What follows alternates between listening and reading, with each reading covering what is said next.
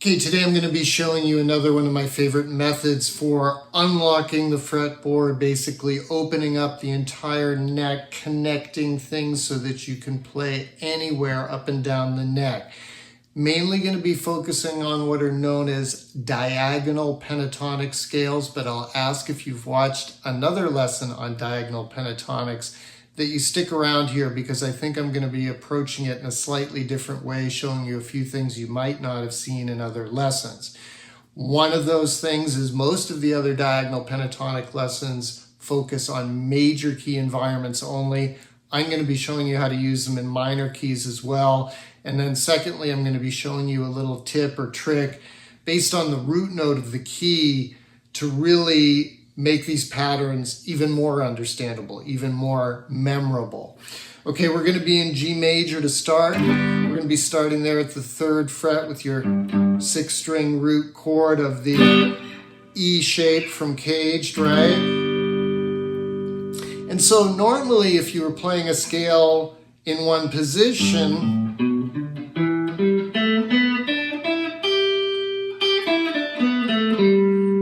that would be a normal way of playing a scale, right? In this case, again, the G major pentatonic. But to play diagonally, we're going to be going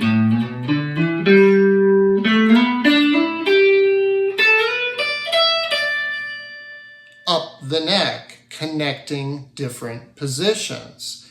And the formula for doing this is very, very simple. It's 3-2. So you start on the root note, in this case again a G, and you play 3 notes on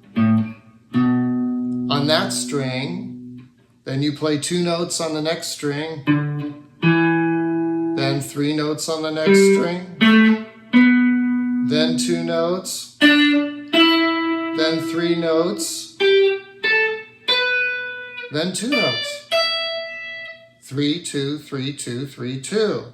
Now you'll notice when you go between the G and the B strings, the 3rd and 2nd strings, you do have to shift up 1 fret, and that's because of the way guitars are tuned. So a couple other very important things to notice. First, every interval between notes is 2 frets. So this is one of the great things about the diagonal pentatonics. You never have to remember, how many frets am I jumping here? Is it 1? Is it 2? What is it? Is it 3? No, it's always 2. So 3, 5, 7, 5, 7, 5, 7, 9, 7, 9, 8, 10, 12, 10, 12. 2 frets every single time, okay? So that's one thing to note. The other thing to note is every 3-note string starts with the root note. This is something I didn't see anyone mention in every other lesson I looked at. It's like, this is pretty freaking important. The root note is G. That's a 3-note string. Where's the next G? Here. It's another 3-note string. Where's the next G? Here. Those are the only 3-note strings, and you'll see when I show you the second pattern, it's the same exact thing. So just know you're always skipping a fret, you're playing every 2 frets, and your 3-note strings will always start with the root note. So normally, again, you'd play it sliding.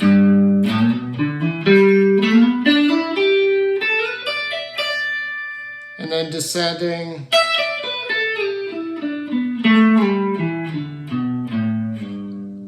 Okay, so that is your major. Now you might be asking, well, that only shows me it kind of one way if I'm starting on the 6-string root. Well, actually that pattern I just showed you picked up 2 other roots.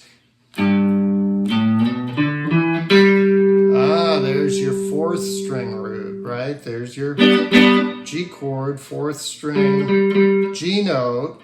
So that was in there, and then we continued. There's my 2nd string root. So something you should notice there is that is your G of the D shape or C shape. I've talked about how in cage, C-A-G-E-D, there's really only three shapes because the D shape and the C shape overlap.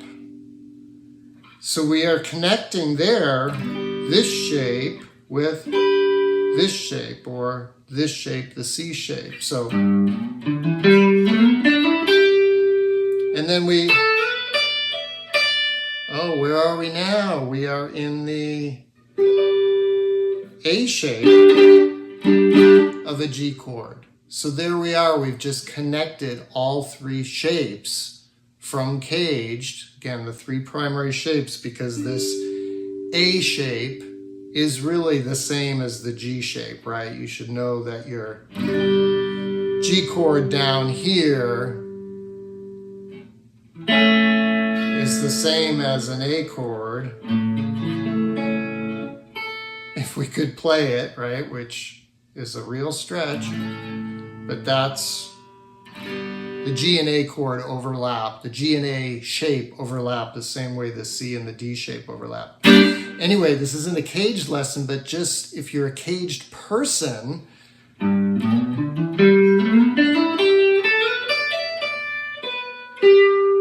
you should be able to see that that just connected A shape, D shape, E shape with that one pattern, and it did pick up three notes that are the roots of this G major pentatonic scale. Well, you might be saying, well, that's only three. There's 6 strings. Right, so there's one more pattern. Let's start up here at the 5th string root, right? Again, that's your A-shaped G chord up there at the 10th fret. So same thing, we're going to be going 3-2. 1, 2, 3, 1, 2, 1, 2, 3, 1, 2, 1, 2, 3. What did we just pick up? G note on the 5th string, G note on the 3rd string, G note on the 1st string. The 3 strings that we missed with the other pattern. So there's only 2 patterns. And they're the same. They're 3-2, 3-2, 3-2, adjusting up 1/2 step between the G string and the B string. So that's it. You've got the whole fretboard then. You've got the root note on every string, and you can play these patterns. There's one other trick to jumping around between these patterns that may or may not be helpful for you, but I'm going to show it to you. So it's called the 3-fret jump. So let's go back to this one. Okay, so we left off here, and you might be thinking, well, what if I want to go up here, right?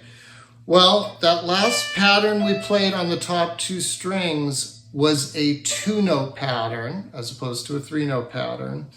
If you jump 3 frets in either direction, so we'll go 1, 2, 3, and you play the pattern that you didn't just play, in other words, we just played a 2, so this must be a 3, then you have 1, 2, 3, 1, 2, 1, 2, 3, 1, 2, 1, 2, 3.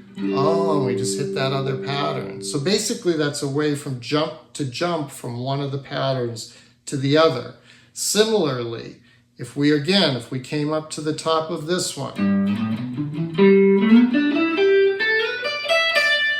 and we went down 3 frets, 1, 2, 3, and again, we're going from a 2 pattern here, so this one's gonna have to be a 3 pattern. Oh.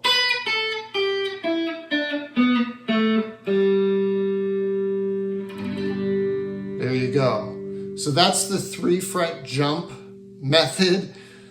To me, I just like to memorize the 2 patterns, the 6th string root one and the 5th string root one, because again, that picks up everything on the whole fretboard. Now, what do you do if you want to play minor? Well, one of the other tricks that you should know is you can go down 3 frets from any major key to find its relative minor. So if we're in G, we should know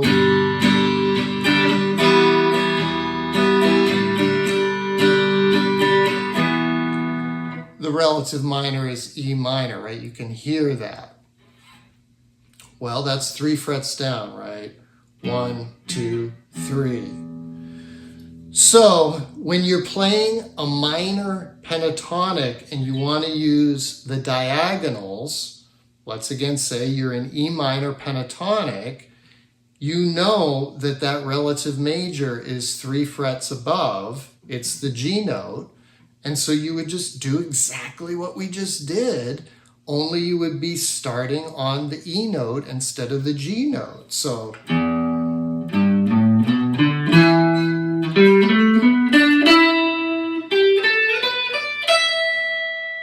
you hear how it sounded different just because I emphasized the E's. They're the same notes. The G major pentatonic and the E minor pentatonic are the same notes. It's just where you're starting or what you're emphasizing. So it's very simple to use this diagonal pentatonics method for a minor key. Again, all you have to do is come up 3 frets and then start that same 3-2 pattern that we just looked at. So what I'd recommend is just play with these. Practice them over various backing tracks in different keys and try to make it sound musical. I'll go ahead and put on a G backing track here, a G major from Swift Lessons. I'll link it at the end. It's one of my favorite backing tracks. And again, you wouldn't typically necessarily be playing just 5 notes, right? The G major pentatonic over the whole chord progression. You know, you might try to play the chord changes a little bit more than that. But you can make a lot of good music with 5 notes, and you just will try to hit the chord tones, right? Try to focus on the changes as much as you can. All right, so check this out.